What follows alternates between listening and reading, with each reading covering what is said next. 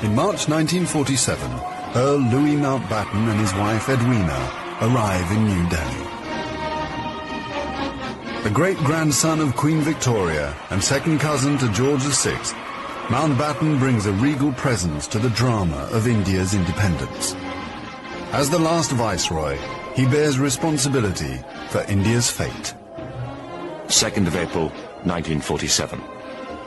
I have now completed my first week in office. I should like to be able to paint an encouraging picture of my first impressions, but feel it would be misleading if I did so. The scene here is one of unrelieved gloom. At this early stage, I can see little common ground on which to build any agreed solution for the future of India. The only conclusion I have been able to come to is that unless I act quickly, I may well find the real beginnings of a civil war on my hands.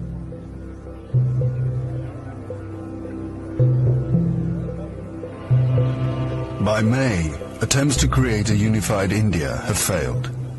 Gandhi retreats from political life. Muhammad Ali Jinnah, leader of the Muslim League, and Jawaharlal Nehru of the Indian National Congress concede to divide India.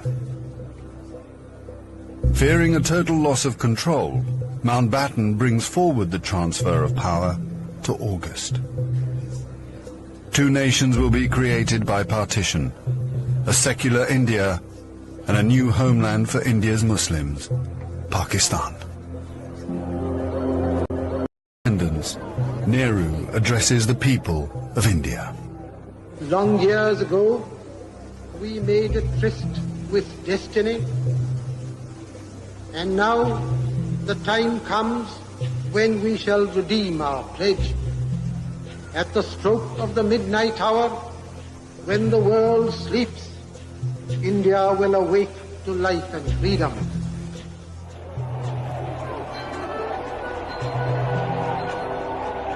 The 15th of August, 1947. The British Empire in India has come to an end.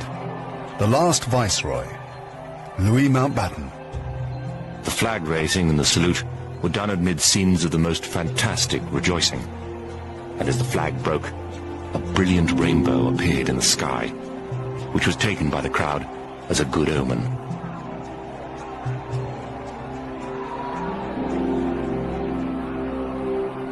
Qasim Muhammad. On the 15th of August came freedom. The freedom to burn, loot and murder.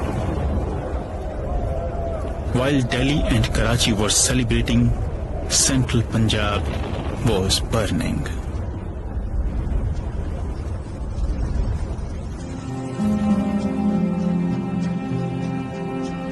Between August 1947 and March 1948, 4.5 million Hindus and Sikhs are forced to migrate from Pakistan to India. 6 million Muslims must move in the opposite direction. Britons and Indians witness the bloodshed. Shahid Ahmed. It is a battleground. People have gone mad. Trains to Pakistan are being looted and occupants slaughtered. We all knew that carnage was in the offing. So did Mountbatten. The British Empire, which tried to build India over centuries, can never live down this great tragedy.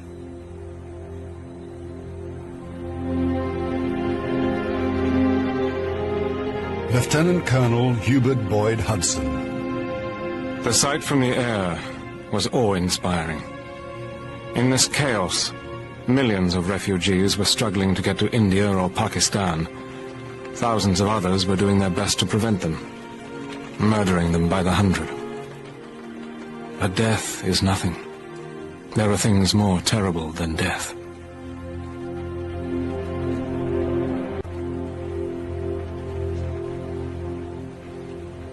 Ten million people are displaced in the partition of India. 1 million are dead.